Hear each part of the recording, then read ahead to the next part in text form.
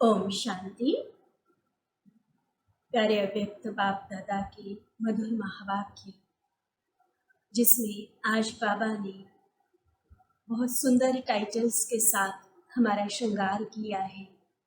शिव बाबा है ज्ञान सूर्य, ब्रह्मा बाबा है ज्ञान चंद्रमा, और हम सभी बच्चे ज्ञान सितारे।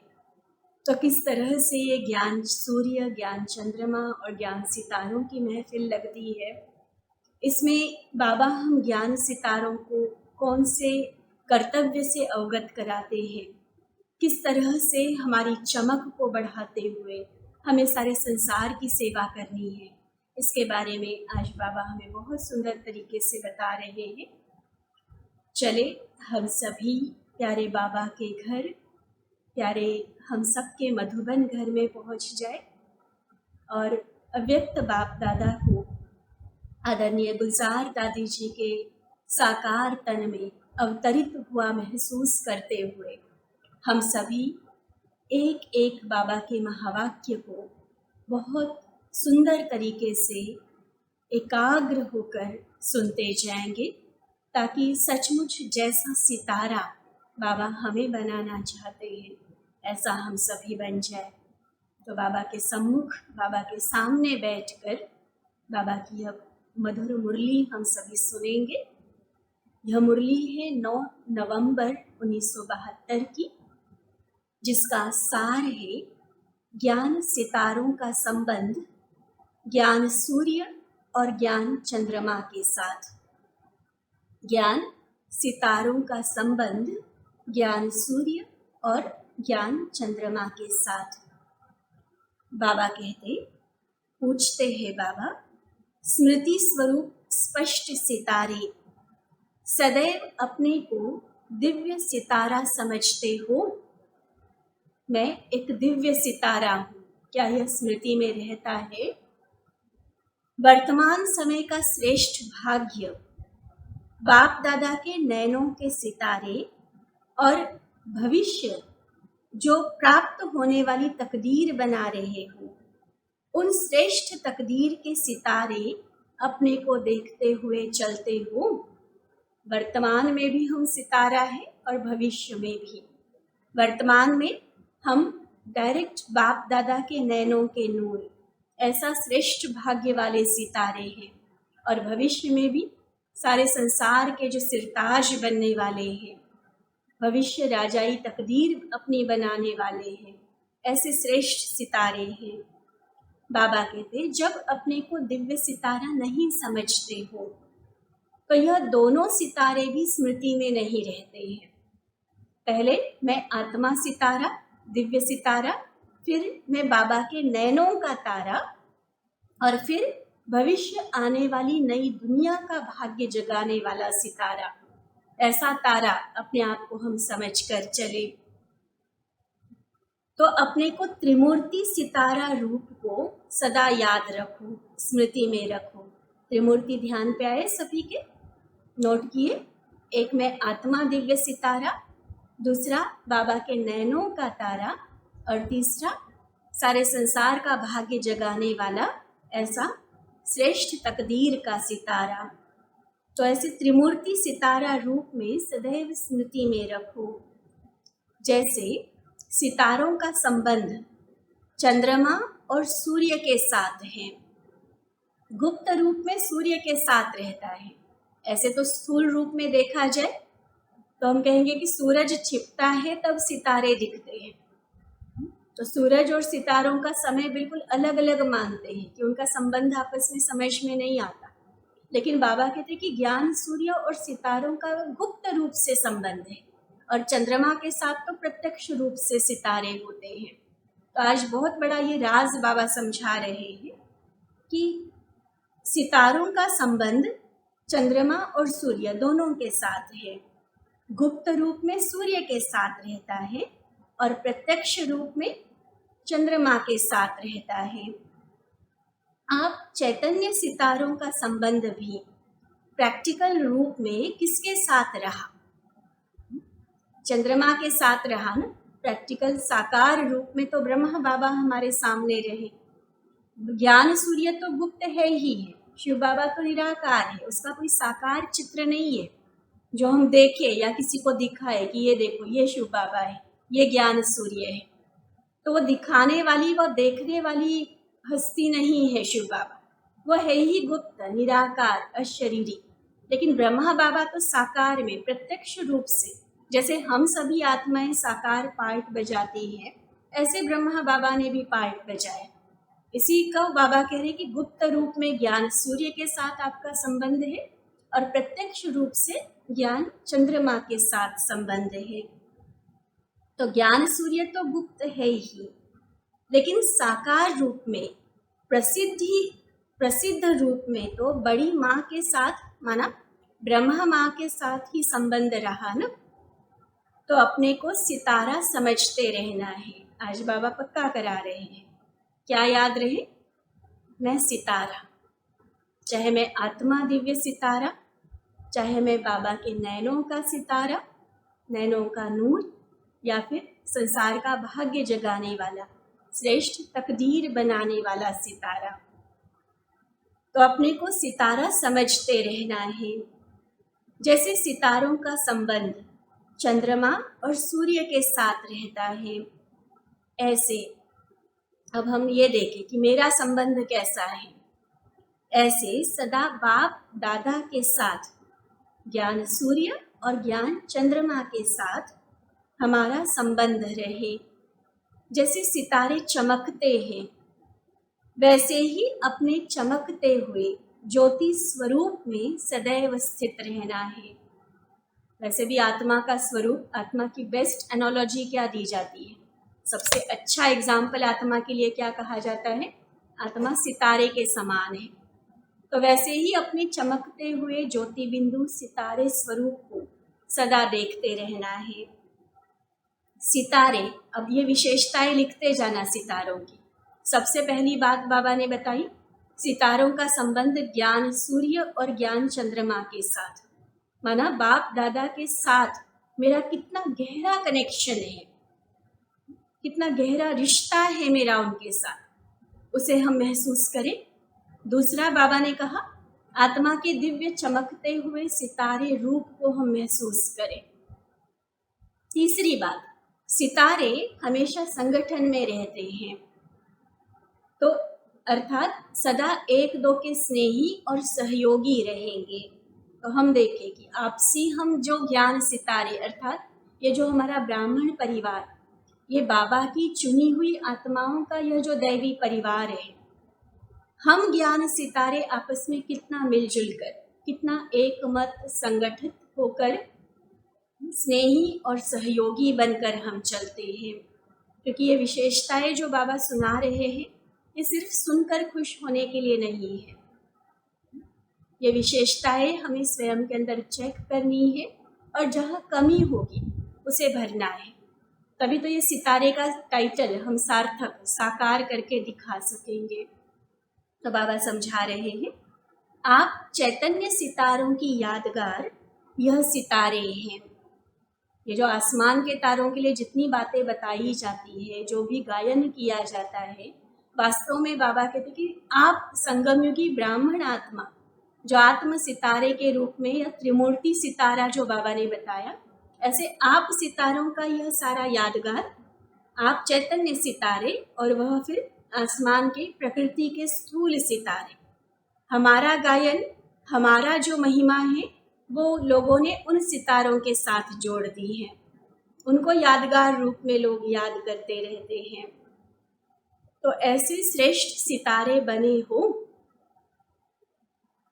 चैतन्य और चित्र समान बने हुए हैं, अपने भिन्न भिन्न रूप के, भिन्न भिन्न कर्तव्य के यादगार चित्र देखते समझते हो कि यह मुझ चैतन्य का ही चित्र है। क्या समझते हो? वैसे भी बाबा देखो, जो भी जड़ यादगार हमारे मूर्ति रूप में मंदिरों में पूजे जाते हैं, उसके लिए भी हमेशा यह प्रश्न हमें पूछते हैं कि जब वह यादगार देखते हो तब क्या याद आता है? भक्तों का मजाक उड़ाते हो या फिर यह अपना कर्तव्य याद आता है कि ये मेरा ही तो यादगार है, वो अपना श्रेष्ठ महिमा, अपना श्रेष्ठ स्वरूप और कर्तव्य याद आता है। इसी तरह से बाबा भी सितारों के लिए पूछ रहे हैं, क्योंकि आज की बाबा की लहर जो है मुरली की, या हमारी विशेष बाबा जो अटेंशन खिंचवा रहे हैं, जो हमें श्रेष्ठ टाइटल आज दे रहे हैं, वो सितारे का है। तो सितारे भी हमारी यादगार है। बाबा पूछ रहे हैं कि क्या यादगार देखते हुए ये याद आता है कि ये मेरे ही श्रेष्ठ चरित्र का यादगार है। चैतन्य में मुझे अपना चित्र और चरित्र इस प्रकार से बनाना है।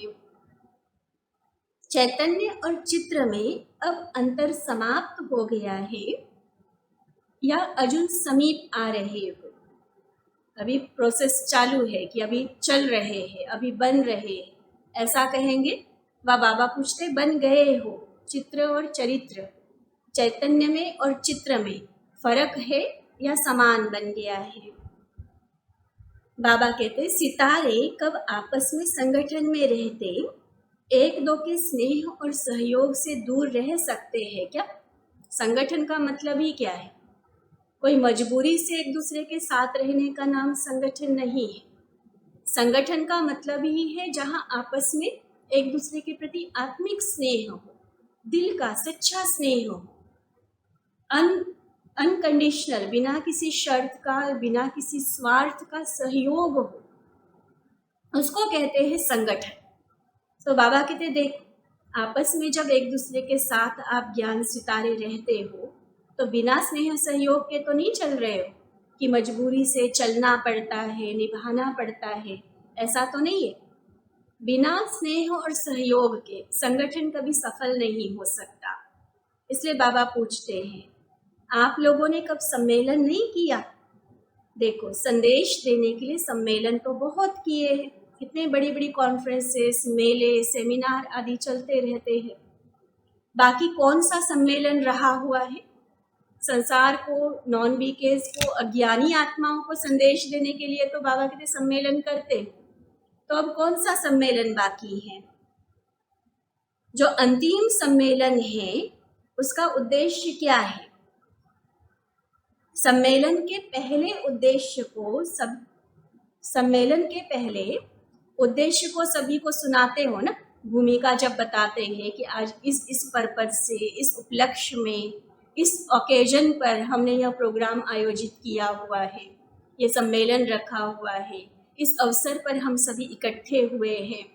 तो सबसे पहले तो यही बताते ना कि आज के प्रोग्राम का, सेमिनार का उद्देश्य क्या है।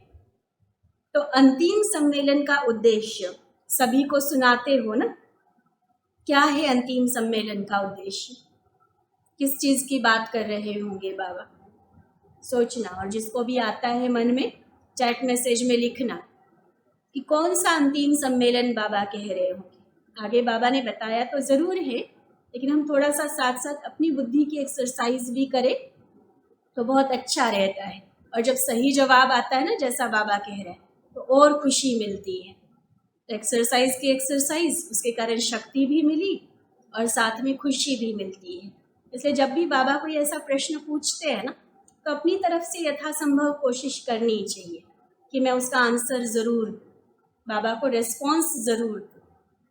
तो अभी क्या प्रश्न पूछा बाबा ने कि बच्चे, अंतिम सम्मेलन कौन सा है और किस उद्देश्य के साथ आप करने वाले हो, और उसकी क्या डेट फिक्स की है? जैसे और सम्मेलन की डेट फिक्स करते हो, 2 महीने, 4 महीने, कई बार साल पहले से सम्मेलन की डेट फिक्स करते हैं। कोई खास बड़े वीआईपी को या बड़े स्पीकर को बुलाना हो तो डेट फिक्स हो जाती है, तो तैयारी भी शुरू हो जाती है। तो क्या यह अंतिम सम्मेलन की डेट फिक्स की है? वह सम्मेलन तो सभी को मिलकर करना है। आपके उस अंतिम सम्मेलन का चित्र भी है। अब बाबा थोड़ा हिंट दे रहे हैं हमें। ये जो अंतिम सम्मेलन की बात बाबा कह रहे हैं, उसका भक्ति में यादगार चित्र भी बना हुआ है। कौन सा? तो जो चित्र है ना, उसको प्रैक्टिकल में लाना है। ऊपर सितारों के लिए भी बाबा ने यही बात कही, और अब ये सम्मेलन की जो बात कह रहे हैं, बच्चे आपके ही यादगार बने हुए हैं। अब बस प्रैक्टिकल में दोबारा आपको रिपीट करना है उसको। जो कल्प पहले किया उसका यादगार बना, अब उस यादगार को देखते दोबारा प्रैक्टिकल में करना है। तो कौन सा बाबा चित्र याद करा रहे होंगे? सभी का सहयोग, सभी का स्नेह और सभी की एक रस स्थिति में स्थित रहने का चित्र है ना। जैसे गोवर्धन पर्वत पर अंगुली दिखाते हैं तो अंगुली को बिल्कुल सीधा दिखाएंगे। देखो, सबकी अंगुली दिखाई है माना सबका सहयोग, और फिर वो अंगुली सीधी दिखाई जाती है मतलब एक रस स्थिति, और सभी ने मिलकर लगाया माना वो संगठन, स्नेह, सहयोग दिखता है आपस में। अगर अंगुली टेढ़ी बांकी होगी तो हिलती रहेगी। सीधा और स्थित उसकी निशानी इस रूप में दिखाई है। तो सुना बाबा कौन सा यादगार याद करा रहे हैं, जिसमें हम सभी का सहयोग, सभी का आपसी स्नेह और सभी की एक रस स्थिति वाली अवस्था, उस आधार पर पर्वत को उठाया हुआ दिखा है। पर्वत ये भी एक सिंबॉलिक रूप से, प्रतीकात्मक रूप से बोली गई बात है। पर्वत माना जितना भी बड़े से बड़ा इम्पॉसिबल लगने वाला, असंभव लगने वाला कार्य हो, लेकिन जब सभी का साथ, स्नेह और सहयोग हो, सभी की इतनी शक्तिशाली एक रस अवस्था हो, तो बाबा कहते ये सिंपल वो वाला पहाड़ तो क्या, ये पूरा कलयुगी पहाड़ आप उठा सकते हो। तभी तो सतयुगी बगीचे की स्थापना होगी। तो यह निशानी गोवर्धन पर्वत को उठाया हुआ जो दिखाया गया है। तो ऐसे ही अपने पुरुषार्थ को भी बिल्कुल सीधा रखना। अंगुली की बात बाबा कर रहे हैं, जैसे उंगली बिल्कुल सीधी दिखाई है, टेढ़ी बांकी नहीं। सीधी उंगली के ऊपर सभी ने वो पर्वत उठाया हुआ दिखाया। तो ऐसे बाबा कहते हैं कि अपने पुरुषार्थ को भी सीधा रखना। अब पुरुषार्थ भी सीधा और टेढ़ा होता है क्या? होता है ऐसा? एक बार बाबा ने मुरली में कहा था, अगर श्रीमत है तो हाईवे पर हो, अगर मनमत या परमत में चले जाते हो तो टेढ़ी बांकी गलियों में चले जाते हो, फिर भटक जाते हो। तो अपने पुरुषार्थ को देखो, सीधा पुरुषार्थ है मेरा, बस बाबा ने कहा मैंने किया, यह है सीधा पुरुषार्थ। और अपनी मन मर्जी चलाते आधा किया, बाबा की मर्जी से आधा किया, अपनी मर्जी से, या और किसी और के मत पर प्रभावित होकर वैसे चलने शुरू हो गए। श्रीमत क्या कह रही है टोटली उसको इग्नोर करते हुए, तो वो टेढ़े रास्ते हो जाते हैं। तो चेक करो, टेढ़ी उंगली पर पर्वत नहीं टिक सकता है। सीधा पुरुषार्थ है, बीच बीच में जो टेढ़ा बाका रास्ता हो जाता है ना, माना बुद्धि जो यहाँ वहाँ भटक जाती है, वह अब समाप्त हो जाए और एक रस स्थिति में स्थित हो जाना है। तो ऐसा पुरुषार्थ कर रहे हो, लेकिन अपने पुरुषार्थ से, एक तो बाबा ने पूछा पुरुषार्थ कर रहे हो, अब इसमें तो होगी सिर्फ हाँ या ना की बात, हाँ पुरुषार्थ कर रहे या नहीं कर रहे। दूसरी बात बाबा पूछते, क्या अपने पुरुषार्थ से संतुष्ट हो कि सच में जितनी मेरी कैपेसिटी है, जितनी शक्ति है और जितना समय की रफ्तार जा रही है, जितना डिमांड है आज के समय की, उस हिसाब से यस मेरा पुरुषार्थ है। ऐसा जो संतुष्ट है उनके लिए बाबा पूछते, हो संतुष्ट ऐसे, या लगता है कि नहीं कर तो सकती हूँ, किया तो जा सकता है, ये भी किया जा सकता है, ये भी किया जा सकता है, लेकिन मैं नहीं कर रही हूँ। चाहे फिर हम ब्लेम किसी पर भी डाल दे, परिस्थिति पर डालें, व्यक्ति पर डालें, अपने स्वास्थ्य पर डालें, अगर ब्लेम डाल रहे तो ब्लेम करना, कंप्लेंट्स करना, ये असंतुष्टता की निशानी है। तो सबसे ये जरूरी बात बाबा पूछ रहे हैं, एक तो पूछा पुरुषार्थ कर रहे हो सीधे वाला, और दूसरा क्या उस पुरुषार्थ से संतुष्ट हो। जैसे भक्तों को कहते हो कि चाहना श्रेष्ठ है, लेकिन शक्तिहीन होने के कारण जो चाहते हैं वह कर नहीं पाते हैं। ऐसे ही आप भी जो चाहते हो कि ऐसे श्रेष्ठ बने, चाहना श्रेष्ठ और पुरुषार्थ कम, लक्ष्य अपनी संतुष्टता के आधार से दूर दिखाई दे तो उसको क्या कहा जाएगा? इच्छा तो बहुत बड़ी, संकल्प बहुत श्रेष्ठ, लेकिन प्रैक्टिकल वैसा पुरुषार्थ नहीं है, तो इसको क्या कहेंगे? महान ज्ञानी कहा जा सकता है। लक्ष्य बहुत ऊंचा रखा है, लेकिन खुद संतुष्ट नहीं है, क्योंकि वो लक्षण खुद के अंदर नहीं दिखाई दे रहे। तो लक्ष्य और लक्षण में अंतर है, संकल्प और प्रैक्टिकल में अंतर है, तो क्या उसको महान ज्ञानी कहेंगे? अंडरस्टूड है ना? महान ज्ञानी तो नहीं होगा वो। बाबा कहते अपने को सर्वशक्तिमान की संतान कहते हो, लेकिन संतान होने के बाद भी अपने में क्या शक्ति अनुभव नहीं होती है? मनुष्य जो चाहे सो कर सकता है, अगर ठान ले, अगर अपने पे आ जाए, दृढ़ संकल्प ले ले, तो जो चाहे सो कर सकता है। समझते हो ना ऐसे? तो आप खुद मास्टर सर्वशक्तिमान के नाते क्या जो चाहो सो नहीं कर सकते हो? अपनी वह अंतिम स्टेज अभी प्रैक्टिकल में नहीं ला सकते हो? चलो, अब तक जो पुरुषार्थ रहा, शायद वो संकल्प में दृढ़ता नहीं थी, इसलिए लक्ष्य और लक्षण में अंतर रहा। संकल्प कुछ और था, प्रैक्टिकल कुछ और चलता रहा।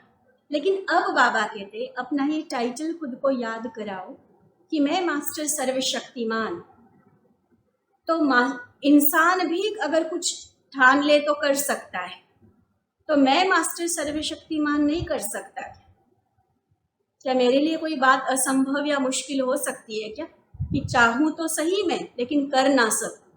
तो कर ना सकना ये तो शक्तिहीन की, निर्बल की निशानी है। मास्टर सर्वशक्तिमान माना ही जो चाहेगा वही करेगा, जो लक्ष्य होगा वही लक्षण होंगे। संकल्प किया और वो हो गया, ये मास्टर सर्वशक्तिमान की निशानी है। तो टाइटल तो बड़ी खुशी से, बड़े नशे से अपने आप को देते हैं कि मैं मास्टर सर्वशक्तिमान हूं, लेकिन वो शक्ति कहाँ प्रयोग में आ रही है, उसको उस टाइटल के आधार पर मेरा जीवन भी तो दिखे ना। तो इसलिए बाबा कहते हैं अब यह अंतिम है, इसलिए अंत हो जाएगी। अंतिम स्टेज है ना, तो कई बच्चे सोचते कि अंत तक हो जाएगी। यह कभी भी नहीं समझना कि अंतिम स्टेज का अर्थ यह है कि वह स्टेज अंत में आ जाएगी, नहीं। अभी से उस संपूर्ण स्टेज को जब प्रैक्टिकल में लाते जाएंगे, तब अंतिम स्टेज को अंत में पा सकेंगे। बहुत गहरी बात बाबा समझा रहे हैं। क्या कहा बाबा ने? जिस अंतिम संपूर्णता वाली स्टेज की बाबा बात करते हैं, जहाँ बिल्कुल हमारी एक रस अवस्था होगी, जो लक्ष्य हमने रखा है वो सारे के सारे संपूर्णता वाले लक्षण हमारे अंदर दिखेंगे। मास्टर सर्वशक्तिमान की एक रस वाली स्थित प्रज्ञ वाली अवस्था हमारी बन जाएगी, जो किसी से प्रभावित नहीं, कहीं आकर्षण नहीं, और किसी बात के कारण विचलित नहीं होने वाले। तो वो अंतिम स्टेज, नाम बाबा ने भले अंतिम स्टेज दिया, लेकिन एक क्लियर सावधानी बाबा ने। अंतिम स्टेज का मतलब ये नहीं समझना कि वो अंत में जाकर होगी, नहीं। बाबा ने देखो क्या कहा कि वह स्टेज जब बार बार अभी से प्रैक्टिस में लाएंगे, तब अंत में जाकर वह स्टेज बन जाएगी। हम सोचे कि बनेंगे ही लास्ट में, ऐसा नहीं होगा। अभी से प्रैक्टिकल उसका स्वरूप बनना पड़ेगा। तो इसलिए बाबा ने कहा उस संपूर्ण स्टेज को जब अभी से प्रैक्टिकल में लाते जाएंगे, तब अंतिम स्टेज को अंत में पा सकेंगे। अगर अभी से उस स्टेज को समीप नहीं लाते रहेंगे, तो दूर ही रह जाएंगे, पा नहीं सकेंगे। इसलिए अब पुरुषार्थ में जंप लगाओ। अब ढीले ढीले चलने वाला पुरुषार्थ में, हाई जंप वाला। चलते चलते पुरुषार्थ की परसेंटेज में कमी पड़ जाती है। इसलिए आप पुरुषार्थ की स्टेज पर हो, लेकिन स्टेज पर होते भी परसेंटेज को भरो। परसेंटेज में बहुत कमी है। जैसे मुख्य सब्जेक्ट याद की यात्रा जो है, वह नंबरवार बना भी चुके हो, लेकिन स्टेज के साथ जो परसेंटेज होनी चाहिए वह अभी कम है।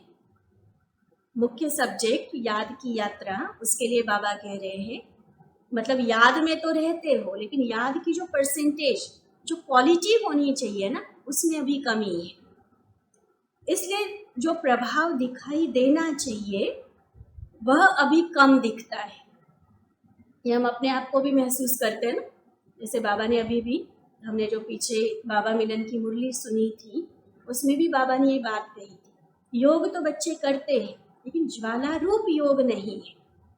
यही भाव है अभी की बाबा की बात का भी, कि बच्चे याद की यात्रा में नंबरवार यथाशक्ति रहते तो है, लेकिन जो स्टेज होनी चाहिए ना, उसमें परसेंटेज की कमी है। तो यथार्थ वाली 100% वाली स्टेज नहीं है। पूरी तरह से एक रस एकाग्र जिसको कहा जाए, उसमें अभी थोड़ी सी कमी है, इसलिए परसेंटेज की बात आती है। और इसीलिए फिर रिजल्ट क्या होता है कि जो प्रभाव हमारा दूसरे लोगों पर पड़ना चाहिए, हमारी व्यक्तित्व में, हमारी पर्सनालिटी में जो प्रभाव, एक इफेक्ट, एक ओरा जो दिखाई देना चाहिए, वो नहीं देता है। तो बाबा कहते हैं जब तक परसेंटेज नहीं बढ़ाई है तब तक प्रभाव नहीं फैल सकता है। इसलिए परसेंटेज को बढ़ाओ। फैलाव के लिए प्रभाव चाहिए, परसेंटेज चाहिए। जैसे बल्ब होते हैं, देखो बहुत अच्छा एग्जाम्पल देकर बाबा हमें समझा रहे हैं, ध्यान से सुनना ये एग्जाम्पल। जैसे बल्ब होते हैं, लाइट तो सभी में होती है, जिसको हम जीरो बल्ब कहते हैं लाइट तो वो भी देता है, और जिसको हम फोकस कहते हैं, हेलोजन लाइट वगैरह लगाते हैं, बल्ब वो भी है, लाइट वो भी दे रहा है। तो लाइट तो सभी में होती है, लेकिन जितनी लाइट की परसेंटेज होगी उतनी जास्ती फैलेगी। वो आर्मी एरिया में वगैरह जाओ, वहाँ वो सर्च लाइट्स लगी हुई होती है, कहने को वो भी बल्ब है, कहने को वो भी लाइट फैला रहा है, लेकिन कहाँ जीरो बल्ब, कहाँ घर में लगाने वाले दूसरे 4000 वैट के बल्ब, कहाँ हेलोजन वाली लाइट, और कहाँ वो सर्च लाइट, और कहाँ फिर लाइट हाउस वाला लाइट भी देखना। कहने को सारे बल्ब है, कहने को सारे लाइट फैला रहे हैं, लेकिन हर एक की परसेंटेज वेरी करती है। जितनी ज़्यादा परसेंटेज, जितनी ज़्यादा वैटेज बढ़ता जाएगा, उतना वो लाइट उतना अधिक दूर तक फैलाएगा। इसलिए बाबा ने इसके पहले एक बात कही कि फैलाव के लिए परसेंटेज चाहिए। अगर अपने प्रभाव को सारे संसार में फैलाना चाहते हैं, विश्व कल्याण करना चाहते हैं, संसार के कोने कोने की आत्मा तक अगर पहुंचना चाहते हो, उनको बाबा का संदेश सुनाकर बाबा के वर्षे का हकदार बनाना चाहते हो, इस सारे फैलाव के लिए ज़रूरी है मेरी लाइट की परसेंटेज कितनी है। स्थूल लाइट की नहीं, ये आत्मा सितारे की लाइट, वो देखें हम। तो जो लाइट की परसेंटेज जो होनी चाहिए वो अभी नहीं है, अभी के रिजल्ट तो बाबा ये देख रहे हैं, तो उसको बढ़ाओ। सुनाया था ना, एक है लाइट, दूसरी है सर्च लाइट, और तीसरा है लाइट हाउस। लाइट हाउस की लाइट तो कितने कितने 100 किलोमीटर तक जाती है, तो कितनी, देखो कितना वैटेज, कितनी पावर होती होगी उसमें। एक होता है सिंपल लाइट, ठीक है, कमरे में रोशनी होगी ताकि ठोकर ना लगे। दूसरी होती है सर्च लाइट, जो मैंने बताया कि आर्मी एरिया वगैरह में जो होती है, बड़े बड़े मचान बने हुए होते हैं और उसके ऊपर वो सोल्जर्स खड़े होते हैं सर्च लाइट के साथ। और तीसरा होता है लाइट हाउस। भिन्न भिन्न स्टेजेस है ना। तो बाबा कहते हैं लाइट तो बने हो, उसमें कोई वो बात नहीं है, डाउट वाली बात नहीं है, लाइट तो बने हो, बिल्कुल कोई बुझी हुई ज्योति नहीं हो, आत्म ज्योति जाग गई है, लाइट तो बने हो, लेकिन लाइट हाउस होकर अब चारों ओर के अंधकार को दूर कर लाइट फैलाओ। देखो इतनी ऊंची आश है बाबा की हमारे लिए, सभी को इतनी रोशनी प्राप्त कराओ जो वह अपने आप को देख सके। अभी नहीं देख पा रहे ना खुद को जानते हैं, ना खुद के जीवन का मंजिल पता है, बस ठोकरे खा रहे हैं, भटक रहे हैं बेचारे, कितना थक कर रो रहे हैं, चिल्ला रहे हैं। तो बाबा कहते कि कौन उनको रोशनी देगा। इसलिए लाइट हाउस बनकर सभी को इतनी रोशनी दो जो वह अपने आप को देख सके। अभी तो अपने आप को भी नहीं देख सकते हैं, जैसे बहुत अंधकार होता है ना, तो न अपने को न दूसरे को देख सकते हैं। तो अब संसार की हालत तो है ये घोर अंधेरे वाली। तो अब आप ऐसे लाइट हाउस बनो जो सभी अपने आप को तो देख सके, कम से कम जो खुद को शरीर मान के, शरीर समझ के जो चल रहे हैं, कम से कम उनको ये तो समझ में आए, रियलाइज हो जाए कि हम तो आत्मा सितारा है। और जैसे ही आत्मा सितारे का रियलाइजेशन होगा ना, ऑटोमेटिकली अपने पिता की तरफ नजर जाएगी। क्योंकि शरीर समझ रहे थे ना, इसलिए शरीर के संबंधियों में फंसे हुए थे। जब ये क्लैरिटी होगी कि मैं तो शरीर हूँ ही नहीं, रोशनी मिलेगी कि मैं तो आत्मा हूँ, तो जरूर आत्मा के पिता को ढूंढेंगे, उसकी तरफ नजर जाएगी। इसलिए पहले खुद को तो देखने के काबिल बनाओ, इतनी लाइट तो उनको दो। जैसे दर्पण के आगे जो भी होता है, पहले लाइट का एग्जाम्पल दिया। लाइट में भी बाबा ने 3 तरह की लाइट बताई। एक सिंपल नॉर्मल जो कमरों में हम लाइट जलाते हैं, दूसरा सर्च लाइट, तीसरा लाइट हाउस। नंबर 1 स्टेज है लाइट हाउस, जो बाबा हमें हमारे लिए अपेक्षा रखते हैं कि बच्चे मेरे लाइट हाउस बन जाए। कम से कम इतनी रोशनी तो फैलाओ जो खुद को देख सके। और क्योंकि अब खुद को देखने की बात चली है, तो बाबा कहते हैं कि जैसे दर्पण के आगे जो भी होता है उसको स्वयं का साक्षात्कार हो जाता है, पता चलता है ना कि मैं कैसा हूँ, क्या हूँ, कहीं कोई कमी है, कोई दाग लगा है, कोई शरीर के कपड़े थोड़ा सा अव्यवस्थित है, तो उन सभी चीज़ों को वो ठीक कर लेता है क्योंकि खुद को देख सकता है। इसलिए तो ऐसे दर्पण बने हो, चाहे लाइट हाउस अपने आप को कहो, चाहे दर्पण कहे। अगर इतने सभी दर्पण बनकर अपना कर्तव्य करना शुरू कर दे, तो क्या, जरा वो विजन सामने लाओ, हम सभी बाबा के एक एक बच्चे, ज्ञान सितारे, लाइट हाउस, और अब तीसरा नाम बाबा ने दिया दर्पण। तो ऐसे इतने सारे दर्पण बनकर अपना कर्तव्य करना शुरू कर दे, तो क्या चारों ओर सर्व आत्माओं को स्वयं का साक्षात्कार नहीं हो जाएगा? देखो विजन बनाओ, और वो सीन कितनी प्यारी होगी। देखो हम दर्पण बने हुए हैं, हम लाइट हाउस बने हुए हैं, और हमारे द्वारा सभी आत्माएं खुद को पहचान रही है। अभी तक जो देह के आवरण में फंसी हुई थी, ढकी हुई थी, अपने आप को भूली हुई थी आत्माएं, वो खुद को समझ रही है, खुद को पहचान पा रही है, खुद को देख पा रही है। वो रियलाइजेशन वाला सीन सोचो कितना प्यारा होगा। जब किसको साक्षात्कार होता है ना, तो उनके मुख से जय जय का नारा जरूर निकलता है। तो ऐसे दर्पण तो बने हो ना, सारे दिन में कितनों को स्वयं का साक्षात्कार कराते हो। बाबा की बातें सुन सुनकर हम खुश तो बड़े हो रहे हैं। अब ये चेकिंग पॉइंट आ गया कि सचमुच देखो सारे दिन में कितनी सारी आत्माओं के संपर्क में हम आते हैं। क्या ऐसा होता है कि मुझे किसी ने देखा, मेरे संपर्क में आए और उनको सच में अपनी आत्म अनुभूति हो गई? वो बाबा प्रश्न पूछ रहे हैं कि सारे दिन में कितनों को स्वयं का साक्षात्कार कराते हो? जो सामने आता है आपके, वह साक्षात्कार करता है। अब ये फिर कहेंगे सभी ये तो लास्ट वाली स्टेज है ना, लेकिन बाबा ने अभी बीच में क्या कहा, क्योंकि हम बाबा की बातें पकड़कर बाबा को समझाने में भी बड़े होशियार होते हैं ना। कि अंतिम स्टेज बाबा ने कही है, लेकिन अभी ये भी अंतिम स्टेज के लिए बाबा ने क्या समझाया? ठीक है, बाबा ने ही मुरलियों में कहा है कि अंतिम समय आप साक्षात्कार मूर्त बनोगे, साक्षात्कारों द्वारा सेवा होगी लास्ट में।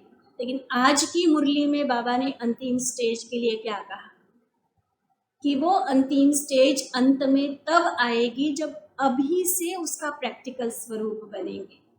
इसलिए बाबा अभी की चेकिंग हमसे करवा रहे हैं कि अभी देखो कि प्रैक्टिकली हमारे द्वारा वह साक्षात्कार कितनी आत्माएं कर पाती हैं।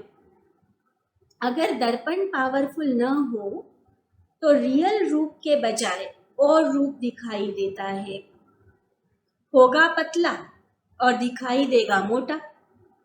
कहीं ऐसे गड़बड़ वाले दर्पण तो नहीं बनते, मतलब जो जैसा है, आत्मा है ना, तो आत्मा दिखाई दे, आत्मा के बदले शरीर दिखाई देता है तो फिर गड़बड़ है दर्पण में। होगा पतला दिखाई पड़ेगा मोटा। तो बाबा से देखो ऐसे पावरफुल दर्पण बने हो जो सभी को स्वयं का साक्षात्कार करा सको, अर्थात आप लोगों के सामने आते ही देह को भूल अपने देही स्वरूप में स्थित हो जाए। ऐसा है या हम खुद ही देह के भान में चल रहे हैं? खुद देह के भान में होंगे तब नहीं औरों को देही बना सकेंगे। ये जो बाबा साक्षात्कार की बात कर रहे हैं ना, बहुत ऊंची स्टेज है ये। मतलब मेरी अपनी स्थिति सोचो कितनी पावरफुल, कितनी आत्मिक स्थिति में टिकी हुई होनी चाहिए, जो मेरे सामने आने वाली आत्मा भी उसी स्थिति में टिक जाए। मेरा खुद का आत्मदर्शन कितना क्लियर होना चाहिए, जो दूसरी आत्मा मेरे सामने आते ही खुद का दर्शन कर सके। देखो हम अपने आप को चेक करें। तो बाबा कहते हैं कि ऐसे पावरफुल दर्पण बने हो जो सभी को स्वयं का साक्षात्कार करा सको, अर्थात आप लोगों के सामने आते ही देह को भूल अपने देही रूप में स्थित हो जाए। वास्तविक सर्विस अथवा सर्विस की सफलता का रूप यह है। सुना, ये वास्तविक सेवा है।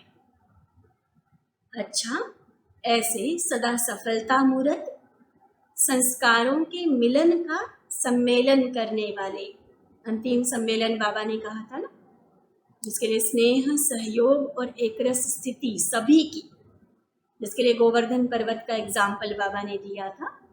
तो ऐसे संस्कारों के मिलन का सम्मेलन करने वाले, अपने संपूर्ण स्थिति को समीप लाने वाले दिव्य सितारों को, बाप दादा के नैनों के सितारों को और तकदीर के सितारे को जगाने वालों को, ऐसे त्रिमूर्ति सितारों को याद, प्यार और नमस्ते। हम रूहानी बच्चों की रूहानी बाप दादा को दिल व जान, सिख व प्रेम से नमस्ते नमस्ते नमस्ते जी। बाबा ने आज त्रिमूर्ति सितारे की हमें याद कराई। उसके बाद 3 तरह की लाइट बाबा ने बताई और फिर दर्पण बनने की बात कही है। अंतिम सम्मेलन की बात करते हुए बाबा ने गोवर्धन पर्वत का एग्जाम्पल दिया। आपसी हम ज्ञान सितारों के संगठन के लिए आपसी निस्वार्थ दिल का आत्मिक स्नेह, सहयोग और एक रस स्थिति। तो आज की 3 बातें याद रखना। पहले सितारे 3 तरह के बताए, सितारों के संगठन के लिए 3 बातें बताई, फिर बाबा ने लाइट 3 तरह की बताई और फिर दर्पण बनने की बात कही। ठीक है, अच्छा, ओम शांति।